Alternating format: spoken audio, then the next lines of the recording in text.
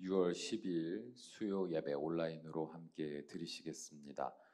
먼저 우리 사용하소서 함께 찬양하시겠습니다.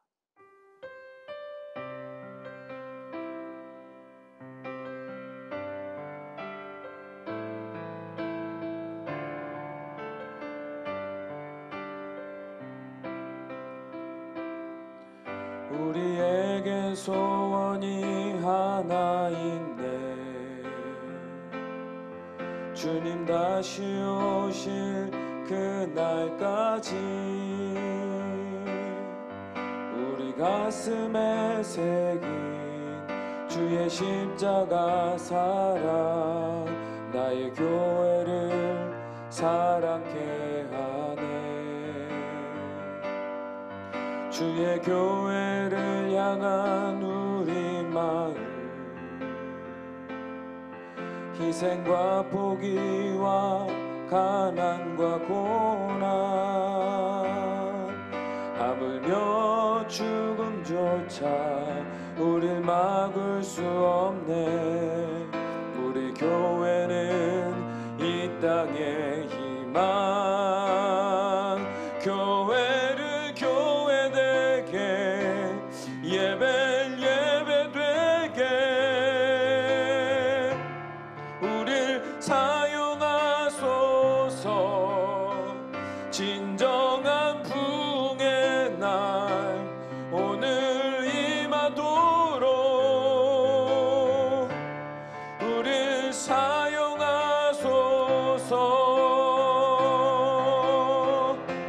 성령 안에 예배하리라. 자유의 마음으로 사랑으로 사역하리라. 교회는 생명이니 교회를 교회되게 예배를 예배되게 우릴 사용하소서. 진정한 부흥의 날 오늘 임하도록 우릴 사용하소서. 아멘. 기도하시겠습니다. 이 시간 찬양하며 예배하는 우리의 중심을 아시는 아버지 하나님, 우리가 이 찬양을 부르며 어떤 마음으로 주 앞에 찬양했는지 주님께서 다 아시는 줄로 믿습니다. 과연 우리가 이 찬양의 가사처럼 교회가 교회되고 예배가 예배되며 주님께서 우리를 사용하셔서 이 땅에 진정한 부흥을 이루시기를 진심으로 꿈꾸며 찬양하고 바라고 있는지, 구하고 있는지, 날마다 간절한 마음으로 주 앞에 기도하며 나아가고 있는지 우리 아버지께서 다 아시는 줄로 믿습니다. 그러므로 이 시간 주의 말씀 앞으로 나아갈 때에 우리의 마음을 정직히 주님 앞에 아뢰며 우리의 마음이 말씀을 통하여 새롭게 되고 주님과 같은 마음으로 함께 꿈꾸는 주의 백성들이 되기를 소망할 수 있기를 원합니다. 주의 말씀의 빛을 우리의 심령에 비추어 주셔서 우리의 마음속에 우리를 스스로 두렵게 만들고 낙심케 만드는 모든 어둠을 몰아내게 하시고 오직 주님의 크신 권능의 팔을 붙들고 의지하며 우리가 이전에 꿈꿔보지 못했던 놀라운 새로운 날들을 소망하며 기도하며 준비하며 마침내 그 열매를 맛보는 복된 인생, 복된 교회가 될 수 있도록 인도하여 주시옵소서. 예수님의 이름으로 기도합니다. 아멘. 말씀 보시겠습니다. 오늘 함께 보실 말씀은 고린도전서 16장 5절에서 9절까지의 말씀입니다. 고린도전서 16장 5절에서 9절까지의 말씀. 우리 한 목소리로 함께 합독하시겠습니다. 내가 마게도냐를 지날 터이니 마게도냐를 지나온 후에 너희에게 가서 혹 너희와 함께 머물며 겨울을 지낼 듯도 하니 이는 너희가 나를 내가 갈 곳으로 보내어 주게 하려 함이라. 이제는 지나는 길에 너희 보기를 원하지 아니하노니 이는 만일 주께서 허락하시면 얼마 동안 너희와 함께 머물기를 바람이라. 내가 오순절까지 에베소에 머물려 함은 내게 광대하고 유효한 문이 열렸으나 대적하는 자가 많음이라. 아멘. 우리 인생에는 늘 위기가 찾아오기 마련입니다. 그때 우리가 취할 수 있는 태도는 무엇이겠습니까? 크게 두 가지입니다. 하나는 회피이고 하나는 돌파입니다. 그렇다면 이 두 방법은 각각 어떠한 장점과 단점이 있을까요? 먼저 회피의 장점은 위기의 상황으로부터 스스로를 차단시키므로 더 큰 위기의 상황을 피할 수 있다는 것입니다.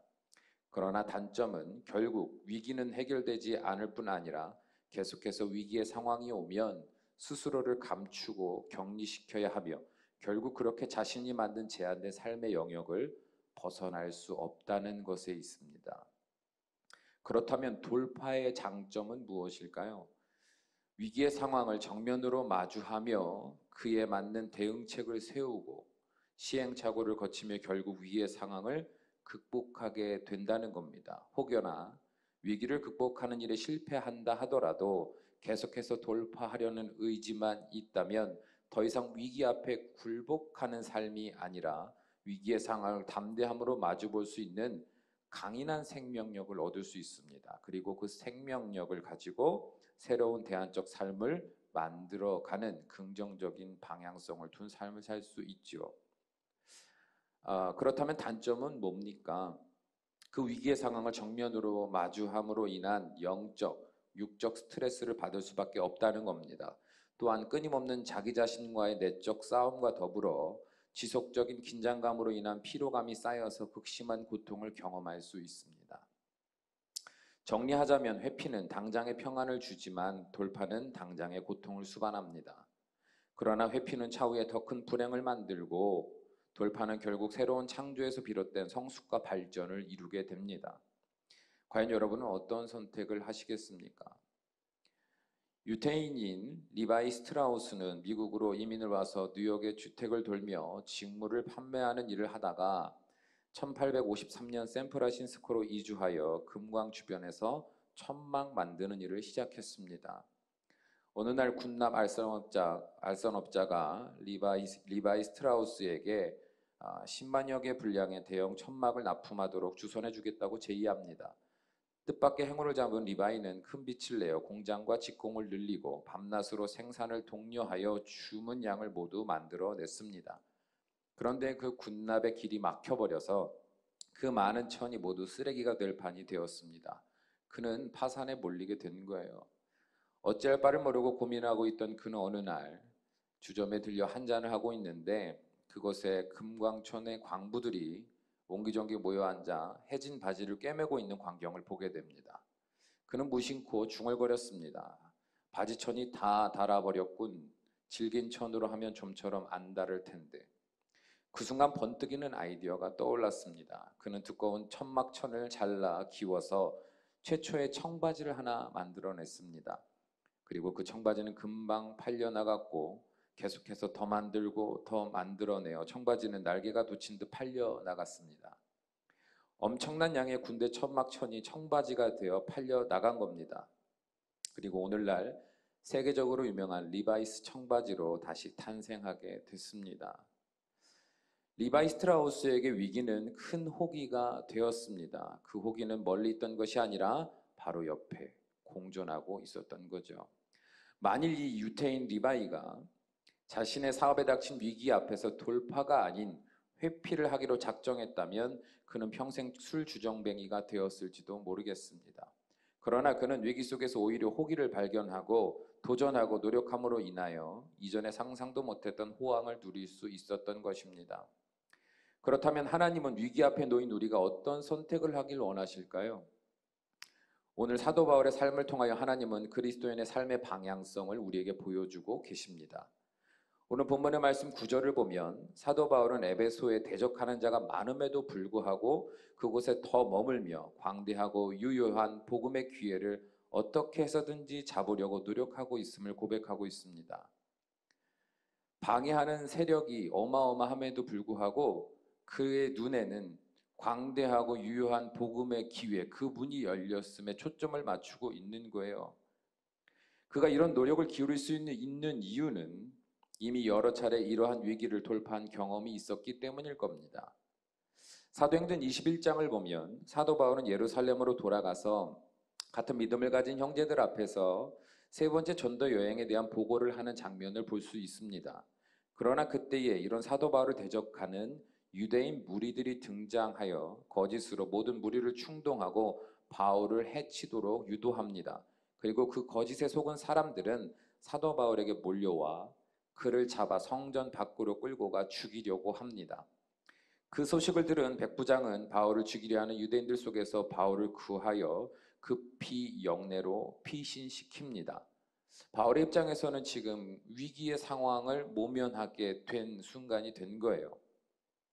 그런데 바울은 그 순간을 놓치지 않고 전도의 기회로 삼습니다. 바울은 천부장에게 나아가 내가 당신에게 말할 수 있느냐 물으며 스스로 군중을 향해 자기 변명을 할 수 있는 기회를 요구했습니다. 이는 당시 죄수로서 요구할 수 있는 자기 변론의 정당한 요구였습니다. 그러나 이 바울의 목적은 단순히 자기 변명이 아니라 자기 변명의 기회를 통하여 복음을 증거하려는 것이 그의 목적이었습니다. 그리고 사도행전 22장에 보면 사도 바울은 자신을 위기에 몰아넣은 이들을 향하여 이방인 사역에 대하여 간증함으로써 예수님이 구세주 되심을 선포합니다. 이게 상식적으로 위기에 처한 자의 모습이라고 볼 수 있겠습니까?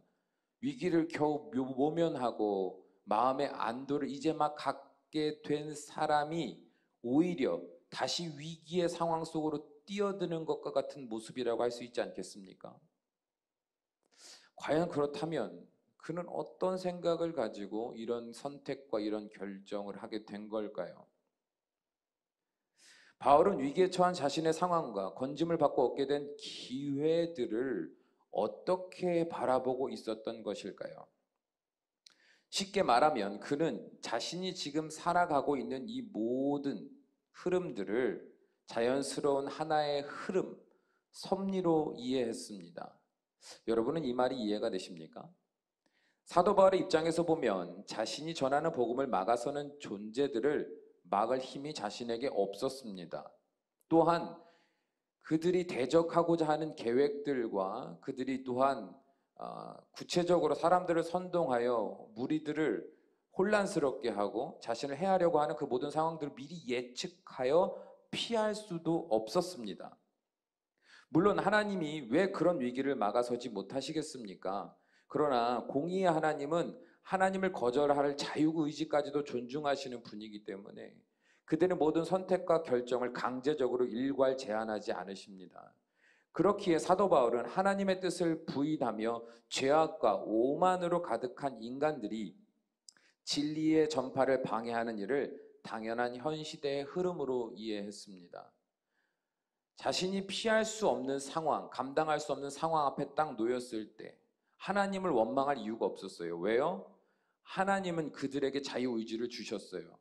하나님이 막으실 수 있으면 막으셨겠지만 막지 않으신 것은 분명한 그 뜻이 있음을 믿었고, 또한 자신이 복음을 전하는 일에 있어 대적하는 자들이 항상 많았음에 대해서도 이 또한도 하나님이 아닌 죄악의 어떤 소욕을 선택하고 자신의 주관적인 선택이 곧 세상의 모든 진리라고 판단하는 오만한 자들을 하나님께서 그들의 의지대로 살아가도록 내버려 두신 결과로 인한 충돌인 것으로 자기는 받아들이게 됐다는 거죠. 그의 이런 생각은 로마서 8장 5절에서 7절에서 발견할 수 있습니다. 로마서 8장 5절에 7절을 보면 육신을 따르는 자는 육신의 일을, 영을 따르는 자는 영의 일을 생각하나니 육신의 생각은 사망이요 영의 생각은 생명과 평안이니라. 육신의 생각은 하나님과 원수가 되나니 이는 하나님의 법에 굴복하지 아니할 뿐 아니라 할 수도 없음이라. 아멘. 곧 그는 육에 속한 자들이 영에 속한 자들을 이해하고 용납할 일은 일어나지 않는다는 것을 이미 알고 있었습니다. 우리도 이런 의식을 갖는 것이 필요합니다. 교회 안에 같은 공동체를 할지라도 육에 속한 자로 살아가는 사람은요, 영에 속한 자와 솔직히 말하면 깊은 교제를 하기 어렵습니다. 우리가 그를 판단할 것이 아니라 그가 지금 육의 의식이 깨어있지 못함을 불쌍히 여기고 기도로 충고해 줘야 되는 거예요. 마찬가지로 세상 사람을 바라볼 때 참 답답한 게 그래요. 나야, 나 자신이야. 주님과 깊이 교통하고 소통하는 그 기쁨을 맛보아 아는 자고 또 그런 삶을 지향하는 자라 할지라도 여러분 세상 사람들은요 그러한 나의 마음과 그 경험을요 아무리 듣는다 하더라도 인식하지 못해요. 받아들이지 못해요. 쉽게 말하면 언어가 다른 거예요. 이해도가 다른 거예요. 삶의 문화의 환경이 다른 거예요. 아예 국적 자체, 정체성 자체가 다른 겁니다. 그러니까 소통할 수 없어요. 소통하기 어렵다는 거예요. 영적인 이야기들을 가지고 말이죠. 그러므로 사도 바울은 자신이 당하는 이 고난의 위기는 영과 육, 빛과 어둠이 공존하는 이 세상의 섭리 중 하나일 뿐 크게 놀라거나 두려워할 일이 아니었던 겁니다. 당황할 일이 아니라요. 당연히 일어날 수밖에 없는 일이었던 거죠.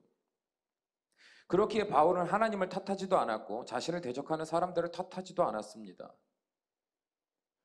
그는 이런 시대적 상황은 죄로 가득한 세상의 풍조일 뿐 결국 우리 주님이 다시 오시는 날이 될 때에 비로소 이 모든 상황은 해결이 되고 하나님의 거룩한 나라가 이 땅에 임하여 참된 주의 백성들의 안식의 날이 올 것을 그는 소망하고 믿었었던 겁니다. 그러므로 그는 자신의 모든 삶의 위기와 고난까지도 주관하시며 그 안에서 놀라운 구원의 역사를 이루실 하나님의 신실하심을 믿었고 더 나아가 자신에게 닥친 위기에 집중하는 것이 아니라 그 폭풍과 같은 위기 속에서도 자신에게 주신 사명에 집중하며 어떻게 해서든지 주의 뜻을 이루어갈 기회만을 바라보고 있었던 겁니다. 여러분은 하나님이 창조하신 세상의 모든 피조물들도 이와 같은 삶을 살고 있다는 것을 알고 계십니까? 세상의 자연을 보십시오. 지금까지 생존하고 번식하고 있는 동식물들을 보면 변화된 기후와 환경을 탓하며 멸망하지 않았습니다. 바위 틈에 뿌려진 씨앗은요, 그 단단한 돌 사이에 뿌리를 내려 자신의 본분을 다하며 생존합니다. 메마른 사막에 뿌려진 생명들은 아주 적은 수분을 더욱 작게 쪼개어 사용하므로 자신에게 주어진 삶에 최선을 다하며 살아갑니다. 그들은 변화된 자연의 섭리와 환경에 순응하며 자신이 어떻게 하면 이 상황에서 멸종당하지 않고 생존할 수 있을지에 모든 에너지를 투자한다 이 말입니다. 그 결과 그들은 오늘날까지 꿋꿋하게 생존하고 살아남는 존재들이 된 거예요. 이것이 바로 자연의 섭리며 생존의 방식입니다. 그리고 이는 어떻게 보면 하나님의 뜻대로 창조된 생명체들의 생존 방식이라고도 볼 수 있습니다. 결국 동식물들이 지능이 있어서 스스로 생존할 수 있는 계획을 세우고 스스로 부단한 노력을 통해서 생존하게 되었다기보다는 자연스러운 변화를 받아들이고 그에 따른 자기 변화에 순응함으로 그들은 생존했다 이거죠. 그리고 하나님은 자신을 창조하신 섭리대로 최선을 다해 살아가는 피조물들에게 때를 따라 은혜를 베푸시고 그들로 하여금 아름다운 생명의 영향력을 이어가게 하셨습니다.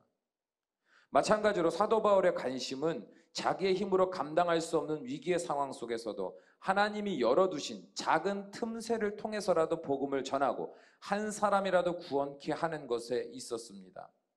왜냐하면 주님이 자신을 부르신 목적은 영혼 구원과 열방 회복이었기 때문에 그렇습니다. 물론 다시 말하지만 그가 현재 에베소에 머물며 복음을 전하는 일은 결탄코 쉬운 일이 아니었습니다. 아니 쉬운 일이 아닐 뿐만 아니라 고린도후서 1장 8절의 고백처럼 힘에 겹도록 심한 고난을 당하여 살 소망까지 끊어진 것과 같은 절망의 위기를 경험하고 있었습니다. 그러나 그는 다음과 같이 고백합니다. 고린도후서 1장 9절에서 10절을 보면 우리는 우리 자신이 사형 선고를 받은 줄 알았으니 이는 우리로 자기를 의지하지 말고 오직 죽은 자를 다시 살리시는 하나님만 의지하게 하심이라. 그가 이같이 큰 사망에서 우리를 건지셨고 또 건지실 것이며 이후에도 건지시기를 그에게 바라노라. 아멘. 사도 바울은요, 그 위기의 순간에서도 무엇을 발견했습니까? 이 위기의 순간을 경험하는 것은 오직 자기를 의지하는 것이 아니라 죽은 자도 다시 살리시는 하나님만 의지하게 하려 하심인 것을 그는 굳게 믿었습니다. 그래서 더욱 강건하며 담대하게 하나님만 의지하며 복음을 전할 의지를 불태울 수 있었던 거죠. 그는 위기의 상황 속에서도 좌절하거나 도망하지 않고 자신에게 주신 사명을 완수하기 위하여 작은 기회마저도 붙들고 최선을 다했을 뿐만 아니라 더 나아가 동시에 그 위기의 순간 속에서도 이 상황을 통하여 하나님께서 자신에게 주시는 메시지에 집중하여 더욱더 하나님 앞에 합당한 모습이 되기 위해 부단히 노력하는 일을 게을리하지 않았다는 거예요. 많은 사람들은 위기가 닥치면 이 위기가 왜 왔는가? 이 위기 속에서 나를 더 힘들게 하는 사람들은 누군가? 내가 결국 이 위기 속에서 어떻게 해야 되는가? 불안해하고 염려하고 근심하는 게 그냥 인간의 연약한 한계로서 당연한 모습일 뿐인데, 사도 바울의 모습을 보면 위기의 순간이 되었을 때에도 오히려 그 모든 순간을 하나님의 거룩하신 섭리 안에서 내가 막을 수 없고 감당할 수 없는 순간이라면 하나님께서 주신 이유가 있을 것이라는 확신 속에 더 이상 위기를 바라보는 것이 아니라, 그럼에도 불구하고 내가 지금 당장 할 수 있는 것, 나에게 맡겨주신 사명을 가지고 할 수 있는 일이 무엇인가를 집중했다는 거예요. 더 나아가 그 위기의 순간을 통하여 하나님이 나 개인적으로 묵상하고 고민하고 갈등하고 변화시키기 위한 하나님의 분명한 뜻이 무엇인지 하나님의 그 메시지를 듣고 집중하여 자신의 삶으로 적용하는 일을 게을리하지 않았다는 거죠.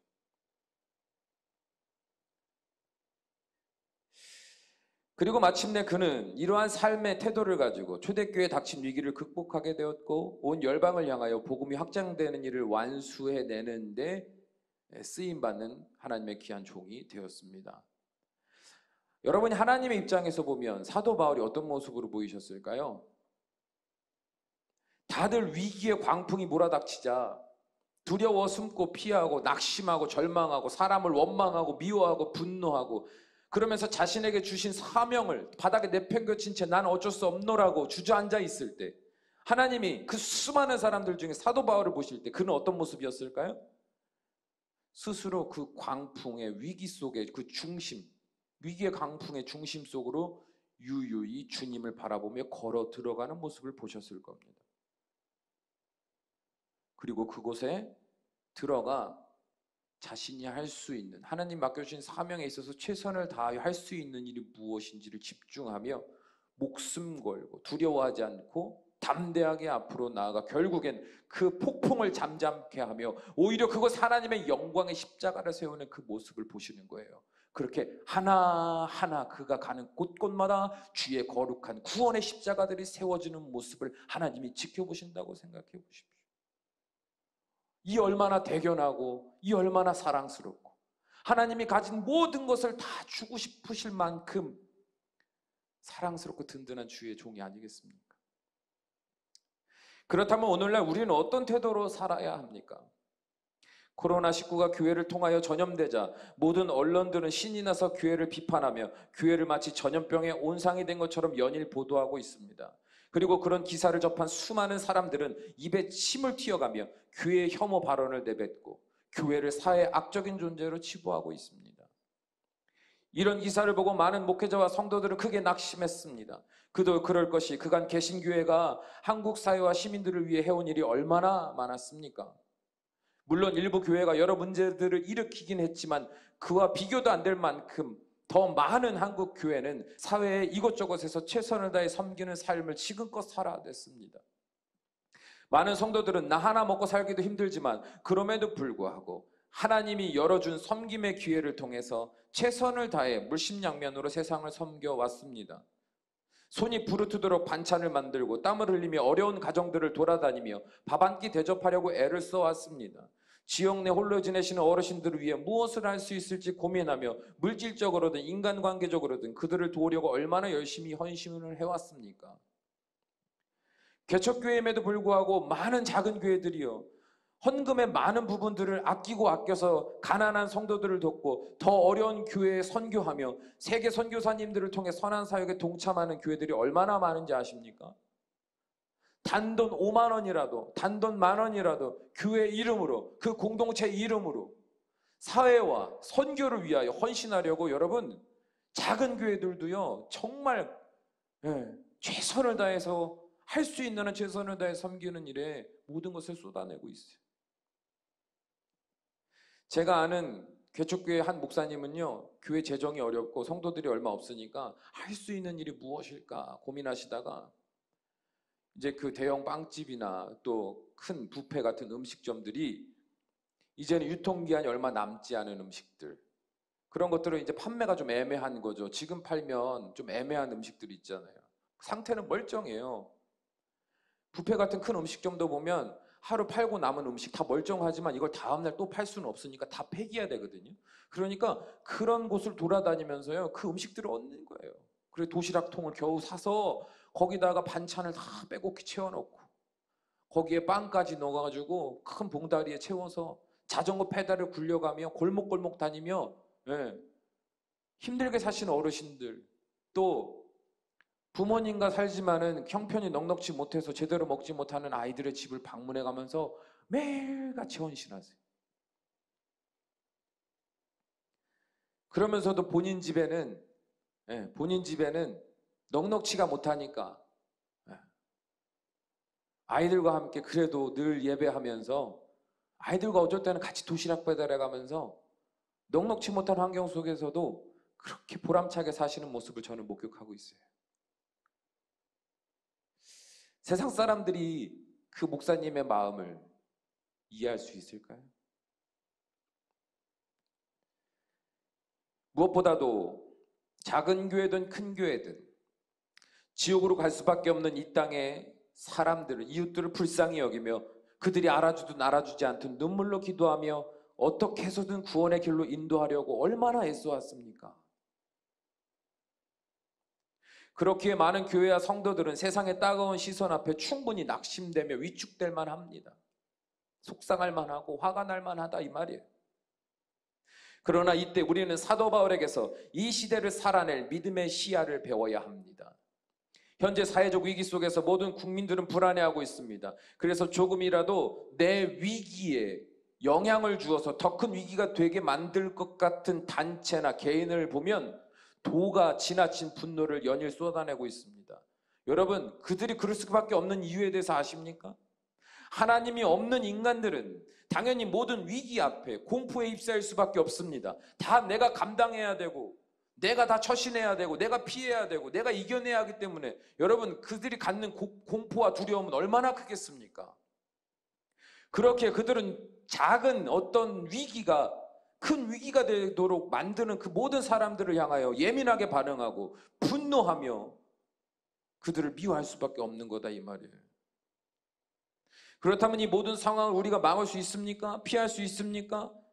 그들과 변론하며 싸움 해결할 수 있습니까? 그럴 수 없어요. 사도 바울이 위기에 처했던 그 상황과 마찬가지로 오늘날 모든 교회와 성도들은요, 동일한 상황에 처해 있습니다. 우리가 피할 수도 없었고요, 우리가 당장 해결할 수도 없습니다. 그들과 변론하며 우리가 어떤 긍정적인 대안을 마련해 줄 수도 없다 이 말이에요. 타협할 수 없다 이 말입니다. 그렇다면 우리가 해야 할 일은 뭡니까? 교회를 비난하는 여론과 수많은 사람들을 미워하며 변론하며 싸워 나가야 합니까? 아닙니다. 이럴 때일수록 모든 성도들은 각 처소에서 최선을 다하여 힘을 다하여 하나님의 이름을 부르짖으며 위기 속에서 하나님이 열어두신 기회를 발견할 수 있는 지혜와 명철을 달라고 함께 기도해야 합니다. 교회가 어떻게 결단을 하는가, 목회자들이 어떤 방향성을 정하는가 지켜보고 수동적으로 내가 할 수 있는 일은 없다라고 마음을 닫고 주저앉아 있을 것이 아니라 각 처소에서도 뜨겁게 기도하며 한마음으로 우리 교회가, 이 땅의 교회가 하나님 위기를 돌파하고 더욱더 성숙한 주의 교회로 오히려 하나님이 주신 그 기회를 붙들고 나아가서 더 놀라운 구원의 역사를 이뤄갈 수 있는 하나님의 거룩한 나라 백성들 되게 해달라고 여러분 기도해야 될 때다 이 말입니다. 하나님, 코로나로 인하여 온 국민이 불안하고 분노에 휩싸여 있습니다. 교회가 사회적으로 지탄을 받고 선교의 문이 좁아지고 있음을 주님께서 아십니다. 그럼에도 불구하고 오늘도 우리에게 광대하고 유효한 구원의 문을 열어가시는 하나님, 우리로 하여금 사람들의 말에 휩쓸리지 않게 하시고 날카롭고 예리한 영성을 허락하여 주시사 우리로 하여금 이 시대를 살며 오히려 하나님의 영광이 드러나는 복된 인생들이 될 수 있도록 우리를 사용하여 주옵소서라고 우리는 기도해야 된다, 이 말이에요.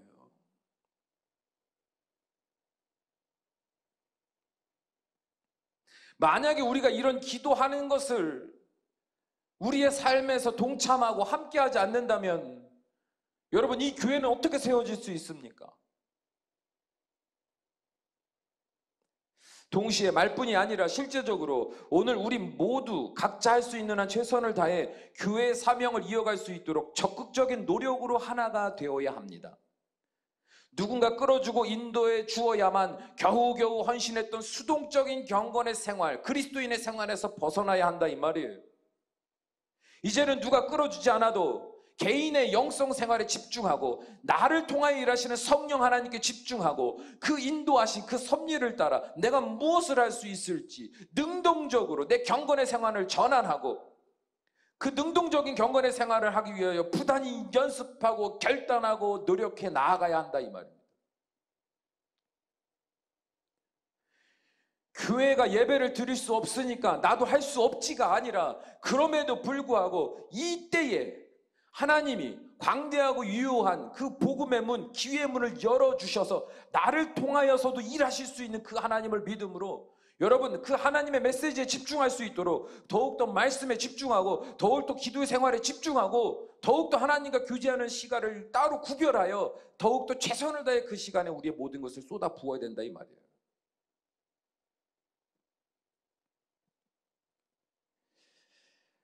그리고 더욱 중요한 것이 있습니다. 그것은 뭡니까?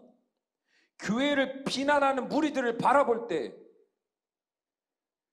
이 위기 속에서 하나님이 그럼에도 불구하고 열어가시는 그 기회의 문을 열고 나아가 쓰임받는 자로 준비되고 그런 소망을 가지고 우리가 함께 합심하여 나아가야 될 뿐만 아니라 그 비난하는 무리들을 불쌍히 여길 수 있는 마음이 우리 안에 있어야 됩니다.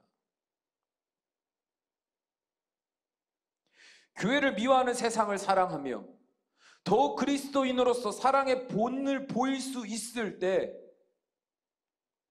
오히려 우리의 위기는 기회의 순간이 될 수 있다, 이 말이에요.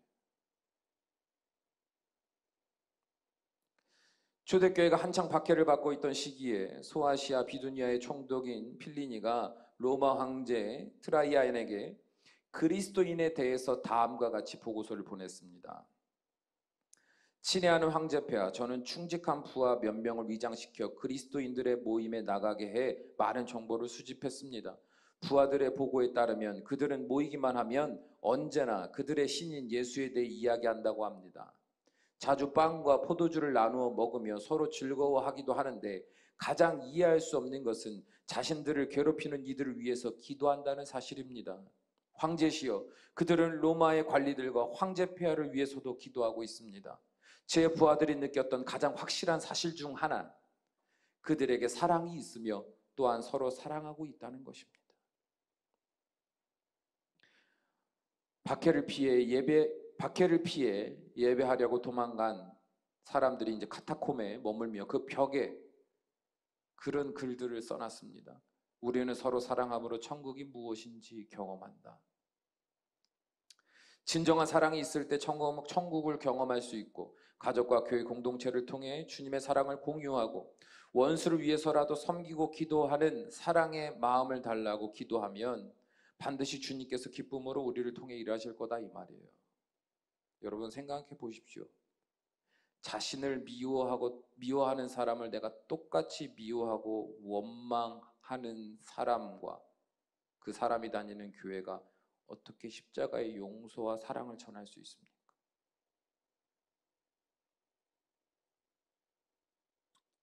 사랑하는 여러분, 우리에게 주신 사명 분명히 하나님의 거룩한 뜻 안에서 이루어질 겁니다. 믿으십니까? 참 평안 교회가 세워진 목적대로 하나님께서 이 교회를 통해 일하실 겁니다. 그리고 그 교회로 부르신, 지체 삼으신, 하나님 백성 삼으신, 하나님의 손에 붙들림 받은 도구 삼으신, 특별한 선택을 받은 여러분의 삶을 통하여서도 분명히 하나님은 하나님의 온전하신 뜻을 이루어 가실 줄 믿습니다. 문제는 하나님에게 있는 것이 아니라, 문제는 내 삶에 닥친 위기에 있는 것이 아니라 그 상황 속에서 내가 어떠한 집중력을 가지고, 어떠한 목적을 가지고, 어떤 태도로 오늘을 살아가느냐에 있습니다. 바울이 옥에 갇혔으나 오히려 하나님의 정확하게 예비하신 그때에 베푸신 기적과 능력으로 간수장과 그 가정을 모두 구원했던 것처럼, 하나님이 오늘날 우리의 눈앞에 닫힌 빗장을 여시고 주의 권능의 능력으로 우리에게 구원하시기로 작정하고 맡겨주신 그 영혼들을 하나님은 충분히 하나님의 나라로 인도하실 하나님이시다 이 말이에요. 여러분 그 사실을 믿으십니까? 바라기는 우리가 처한 이 위기의 상황 속에서 비난하는 자들을 바라보며, 멸시하는 자들을 바라보며 낙심하고 좌절할 것이 아니라 굳세게 일어나 오늘 내가 할 수 있는 일이 무엇인가 기도하며 충고하며 한마음 한뜻으로 나아갈 수 있기를 바랍니다. 이럴 때일수록 기도의 시간을 더 늘려야 합니다. 이럴 때일수록 더 구원의 놀라운 문을 열어갈 수 있도록 더 헌신하며 더 후원하며 더 마음을 모아서 준비해 나아가는 시기가 돼야 한다 이 말이에요. 그리고 하나님이 여러분 각 사람을 통하여 일하실 수 있는 그 놀라운 그 경험을 함께 해나가는 시절이 됐으면 좋겠어요. 이제는 수동적이 아니라 능동적인, 이제는 누구를 통하여 듣는 하나님이 아니라 나를 통하여 일하시는 그 성령님을 경험하실 때다 이 말이에요. 더 나아가 비난하고 멸시하는 무리들까지도 사랑의 마음으로 품어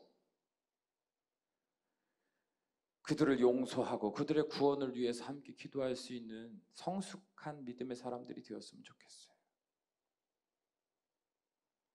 하나님의 아들이신 예수님을 비난하며 십자가에 못 박고 침뱉고 채찍질하던 그 사람들을 결국엔 아버지여 저들에게 저들의 죄를 돌리지 마옵소서, 결국 마지막엔 용서를 외치시고 돌아가셨던 예수님과 같이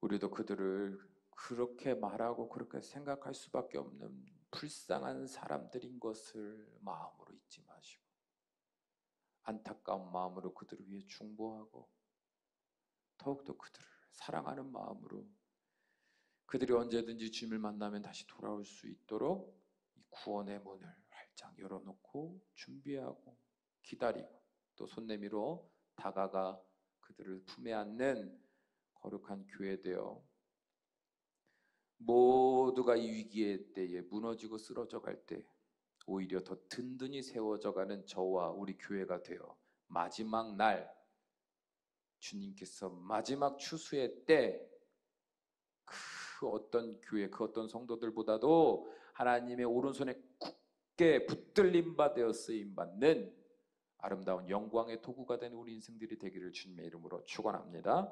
기도하시겠습니다. 사랑이 많으신 우리 아버지 하나님,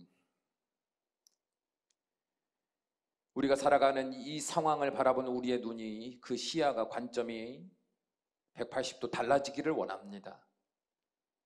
육의 눈으로 보고 육의 입으로 말한 우리가 되는 것이 아니라 거룩하신 성령님이 말씀으로 조명하시는 그 빛을 따라 바라보며 주님께서 바라보게 하시는 그 주님의 마음으로 바라보는 그 눈으로 세상을 바라보게 하시고 그 영혼들을 바라보게 하여 주셔서 집중할 것과 우리가 함께 선택하며 나아갈 방향성이 무엇인지 주님 발견할 수 있도록 은혜를 더하여 주시옵소서.